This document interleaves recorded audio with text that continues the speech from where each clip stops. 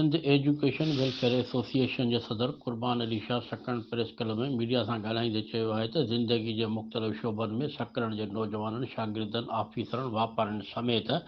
नुमाया कारगिरी ॾेखारींदड़नि जी हौसला अफ़ज़ाई ऐं ईंदड़ नौजवान नस्ल में उत्साह पैदा करण लाइ 28 अक्टूबर ते सकरण जे चिल्ड्रन पार्क में ॿियूं सालियानू इंडस फेस्टिवल करे रहिया आहियूं,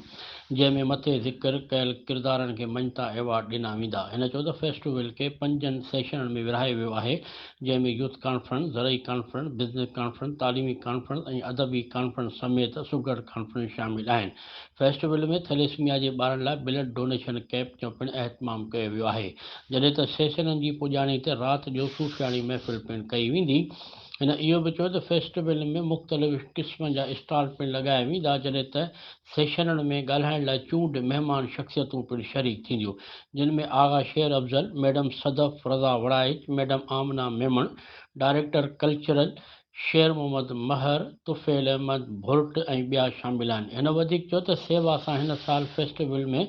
rotary Club Hyderabad, HM enterprises, Justuju foundation, cultural खाते जो सहकार शामिल आहे, जॾहिं त सकण प्रेस क्लब जो इख़लाक़ी ऐं सहाफ़ती सहकार पिणु हमेशह जाइ शामिल आहे।